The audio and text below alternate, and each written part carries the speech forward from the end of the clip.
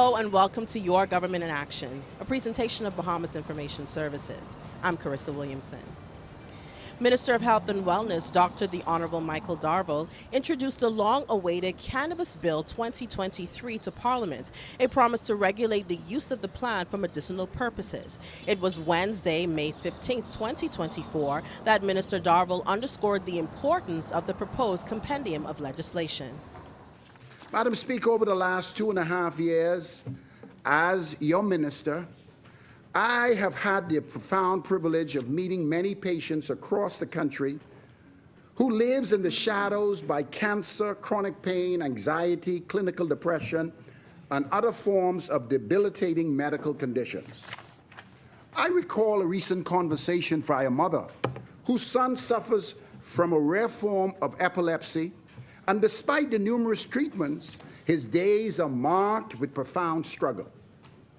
In brief discussion with that mother, she spoke not just of her son's pain, but a family daily headache, their constant search for alternative forms of therapies that can improve the quality of life of their child. Madam Speaker, this legislation is for that family. It's for the mother who prays on a daily basis as she looks at her child suffering from pain and want to access legal access to CBD oils prescribed by a neurologist abroad that prove to be effective in its treatment when combined with traditional anti-seizure medications.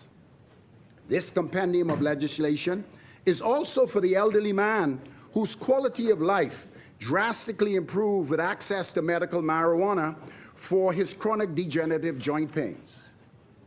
It's for the young woman battling with cancer, seeking to alleviate overwhelming nausea and vomiting that accompanies her chemotherapy treatment.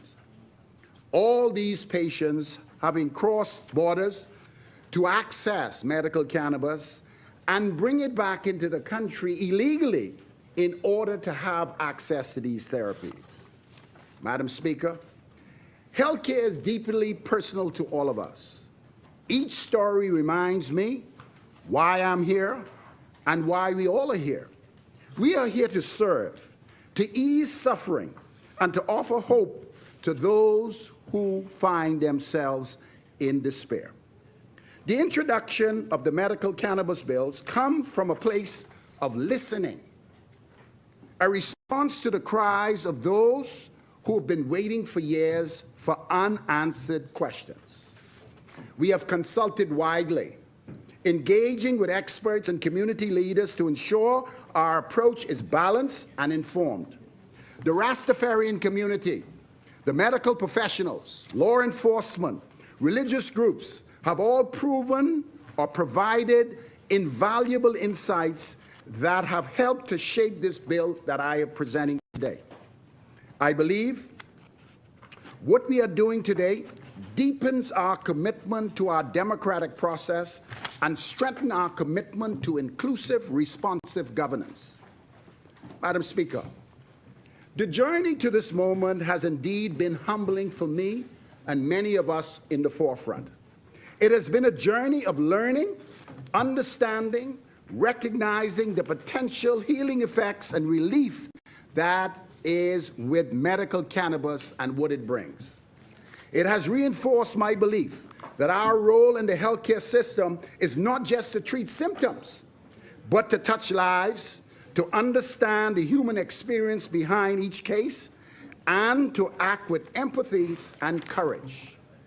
Madam Speaker, today, I am pleased to outline the specifics of the compendium of bills that establish the regulated marijuana or cannabis framework in the Bahamas, demonstrating our administration commitment to progressive healthcare solutions while ensuring robust regulatory oversights to protect public health. The centerpiece of this legislative package, the Cannabis Bill 2024, is designed to introduce a control system of cannabis use in medical treatments. The bill establishes the Bahamas Cannabis Authority, a regulatory body overseeing all aspects of cannabis management and cultivation and distribution. The authority's mandate is to ensure that cannabis production and use are safe, controlled, and effectively integrated into our healthcare system. Accompanying this is also the Dangerous Drug Amendment Bill, which reclassifies cannabis by removing it from the dangerous drug list and recognizing its potential for medical use. This change aligns our nation's laws with evolving global perspectives on cannabis, acknowledging its medical value based on current scientific evidence. This bill also set to put together protocols for individuals who seek to violate the laws, and another critical piece of legislation that will be laid at the appropriate time is the Health Professional Amendments Bill, which modify existing laws to incorporate medical use of cannabis. It outlines the qualifications and training required for healthcare providers who will prescribe, dispense cannabis, ensuring that they are well equipped to offer this treatment with safety and responsibility. The bill mandates that healthcare professionals who handle cannabis must go through training, focus on its therapeutic benefits and potential risks. Furthermore, the Hospital Healthcare Facilities General Amendment Regulations have been updated to ensure that facilities equipped to handle cannabis meet stringent health and safety standards. These regulations specify how cannabis should be stored, handled, administered within healthcare settings, and ensuring that patient safety is always prioritized. The Pharmacy Amendment Bill also plays a crucial role by establishing protocols for the dispensation of medical cannabis. It creates a new category of pharmacy called the cannabis dispensary, which is specifically licensed to handle and dispense cannabis without oversight by licensed pharmacists. This bill ensures that all dispensing procedures meet high safety standards and dispensaries maintain accurate records of cannabis transactions to monitor usage and prevent abuse. In addition, thank you so much.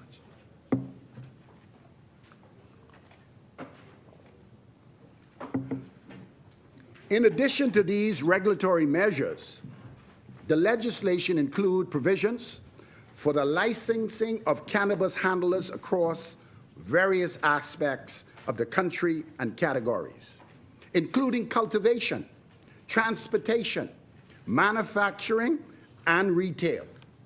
Licensing is structured to prioritize Bahamian ownership. I want to say that again. The licensing is structured to prioritize Bahamian ownership, with provisions ensuring that significant control remains in the hands of Bahamian nationals, fostering local entrepreneurship and economic benefits for Bahamians across the country. The comprehensive nature of this legislation reflects our dedication to creating a legal medical cannabis industry that is safe, effective, beneficial for patients needing alternative treatments. There is a wide cross-section of Bahamians in our country who utilize medical cannabis to treat real medical complaints. It represents a thoughtful and balanced approach to introducing a new medical solution into our healthcare landscape, one that considers both the potential benefits and the necessary safeguards to protect our communities. Madam Speaker, as we move forward with this historic legislation, we are mindful of the responsibilities that come with it. We are committed to continuous monitoring and evaluation of this new healthcare initiative. We will ensure that it meets the current needs of our citizens, but also adopt the future developments in medical research and patient care. With the passing and enactment of these bills, we will provide new treatment options for those in need and also positioning the Bahamas to become one of the countries in the region of healthcare innovation and progressive alternative treatments. This legislation is clear, and it indicates this Davis-Coopers-led administration commitment to enhancing health and well-being of all Bahamians through modern, evidence-based, and compassionate healthcare policies. Madam Speaker, as I conclude, we stand on the brink of transformative movement in the history of healthcare in the Bahamas. We are driven by a simple yet profound principle. Doing nothing for those in pain with specific debilitating conditions is not an option, especially when there's a path for alternative treatments to alleviate suffering and bring relief to those who endure daily challenges that most of us can't even imagine, and it is our duty to act.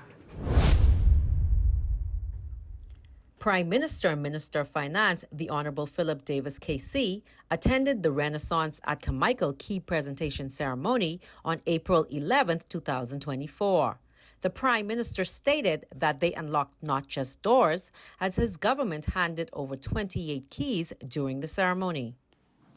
One of the greatest honors of being a Prime Minister is the ability to empower Bahamians directly.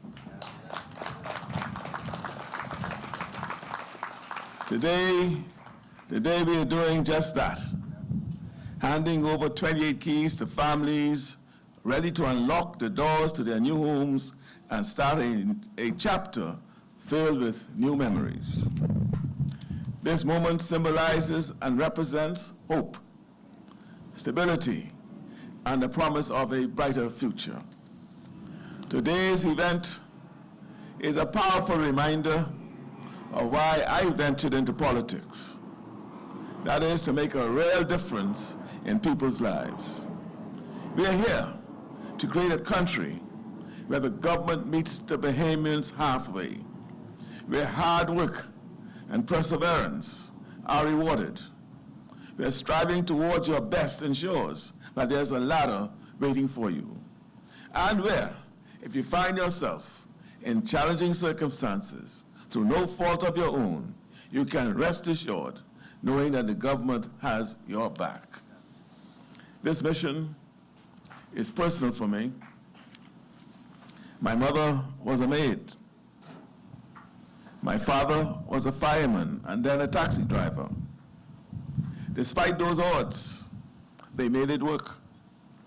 They instilled in me the values of hard work, resilience, and the belief that no matter your background, education or income, you deserve a fair shot at success in this country. That is the Bahamas my administration is fighting for.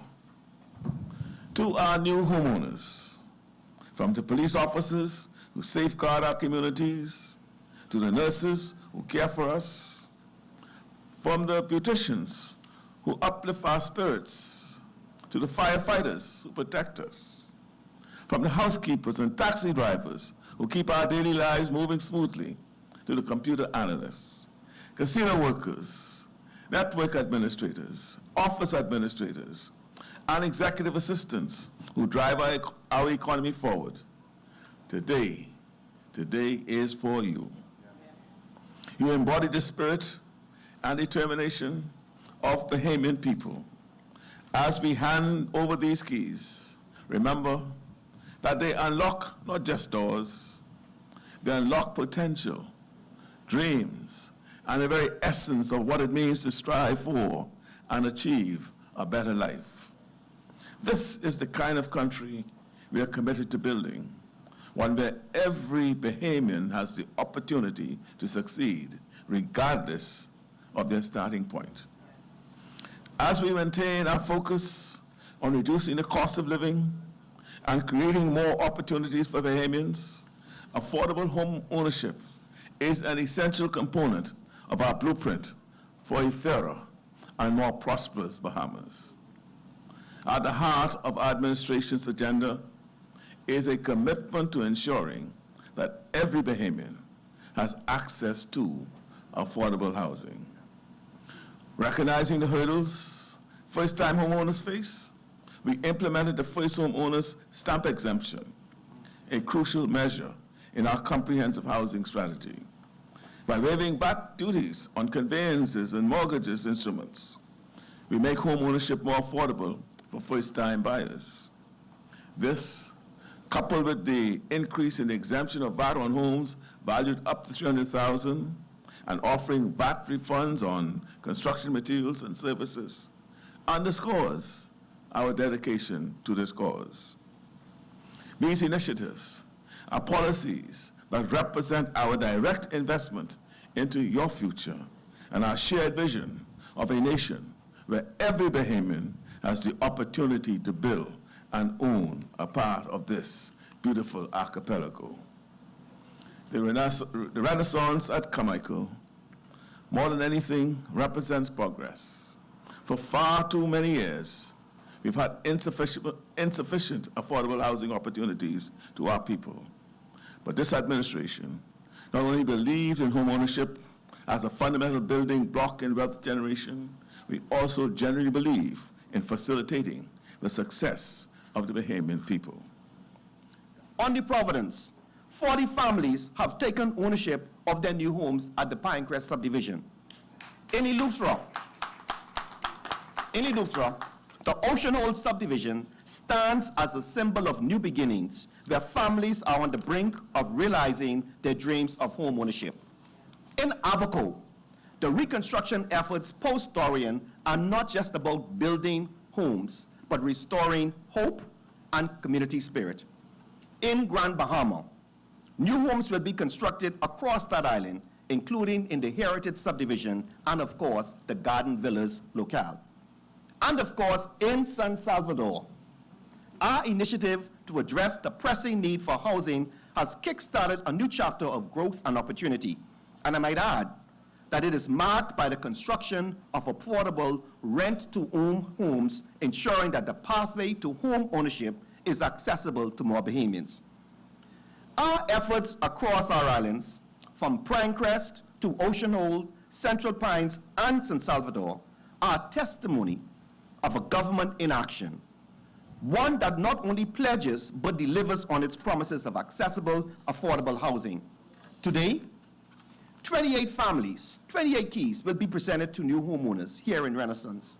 Shortly, a further 23 homes will follow, and the contractor has assured that the remaining 144 homes will be delivered at a sustained pace over the next months. So you will be invited back here very shortly. Bahamians, measure this government by our actions, not by our words. To you new homeowners, and I ask all of the new homeowners to please stand. Let everyone see who you are. Please stand, new homeowners. Let us see who you are. Let the Bahamians see who you are. Give them a round of applause. There they are. Thank you. You may be seated. As you enter your home, it is our wish that our God bless you and keep you. May he make his face shine upon you, and may he always in your home give you peace. This project's journey to fruition has not been without its challenges, from navigating the complexities of the site conditions to contending with the pressures of global inflation.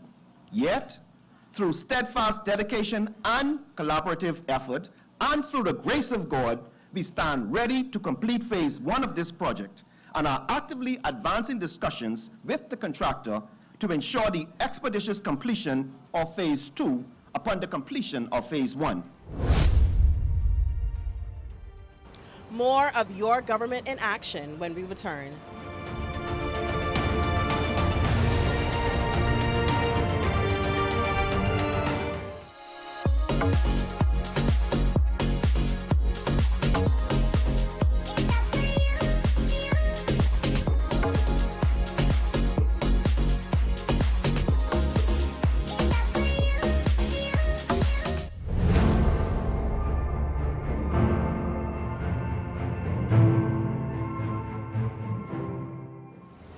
Welcome back. 43 persons of 240 applicants were awarded the Sustainable Food Grant. The grant provides up to $40,000 of funding for startup or existing businesses in the agricultural sector in the Bahamas. The ceremony took place at the Ministry of Agriculture and Marine Resources on May 13, 2024. I am delighted that interest in this grant was so high and that the SPDC has reported that the program was oversubscribed, with high interest coming from the Family Islands. Additionally, as was said just a few moments ago, we see Grand Bahama was the island that had the most applicants with 80, with New Providence coming in at a close second with 78 persons. This, I'm told, is the first time in history where another island has beaten out the capital. What's also pleasing to me is that fishing and agriculture were neck and neck.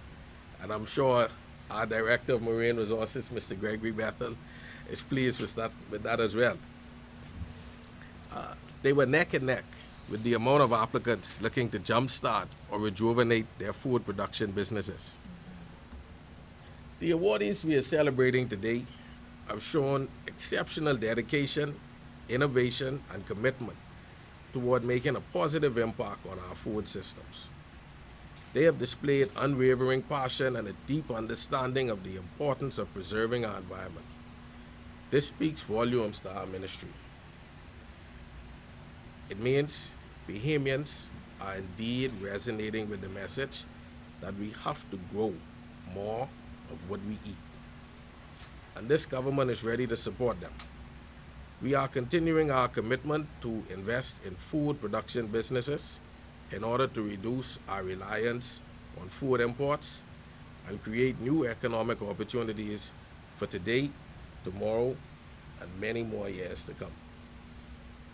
To the awardees, it is our sincere hope that you use this grant to explore limitless opportunities to increase food production in our country, especially with climate-smart technology to increase your yields. We hope that some of you would consider collaborating perhaps one with another. By pulling your resources together, you may establish meaningful partnerships that can increase your yields as well as your revenues. As we celebrate these awardees, let us also remember the importance of continuing to support them as they assist the country in its quest to becoming food secure. Together, we can create a future where healthily, locally sourced food is accessible to all, and where agricultural and fishing practices protect and enhance the beauty of our islands. So once again, congratulations to the awardees, and thank you to all who are dedicated to building a more sustainable and resilient agriculture and fisheries sector in the Bahamas. The 2024 hurricane season is fast approaching, and to bring awareness to the upcoming season, the United States Air Force chose the Bahamas to be the first stop of a tour of Caribbean countries to be visited by the Hurricane Reconnaissance Aircraft, or Hurricane Hunter. The aircraft arrived at Odyssey Aviation on April 16, 2024. The Hurricane Hunter. This is an aircraft that actually, as you know, would fly through hurricanes. The work that is done on this aircraft is very important to us as meteorologists to know exactly what's going on with hurricanes as they move through our waters. These aircrafts actually fly into the center of the hurricanes. They assist us in terms of locating the center of our hurricanes and giving us a good indication of how hurricanes are moving so that we can then share the information, prepare our forecasts, and share it with the public so that you guys can be aware and on alert for what's going on whenever a hurricane is threatening us. Overall, this aircraft is really piloted by the U.S. Air Force. As you can see, this is a U.S. Air Force C-130 aircraft.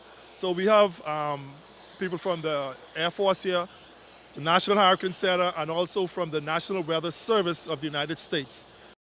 This is the time to start your preparations, get ready for the upcoming season. Make sure you know what your hurricane plan is going to be. Get your supplies ready. Find your trusted sources of information, like our great partners, like Jeffrey at the Department of Meteorology here in the Bahamas. And you know, it's that partnership is so important because we at the Hurricane Center are following every storm across the Atlantic Basin all throughout hurricane season, and then providing that information to Jeffrey and his team at the Department of Meteorology here in the Bahamas to really provide that local impact information about the storm surge, about the winds, about the heavy rainfall to the citizens here in the Bahamas.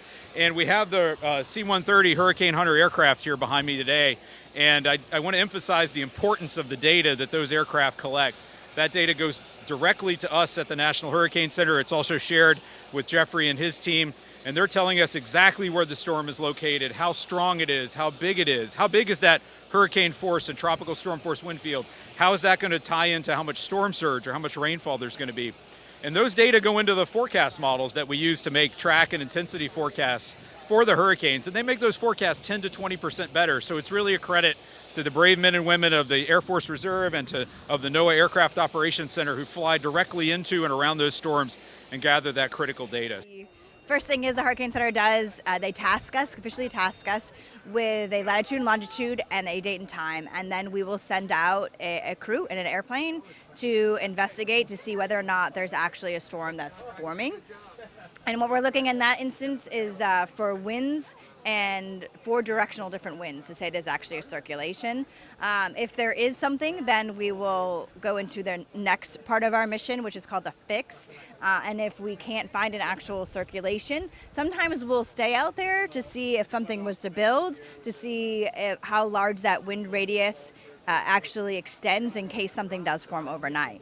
Our fixed mission is kind of what we're the most known for, which is where we actually fly an X pattern through the storm, and we do that in order to sample the winds in every quadrant. So as many of us who have been in the storm's path before, we know there can sometimes be a large difference between, say, the northeast and southwest side. So we're doing that, and the whole time we're collecting weather data.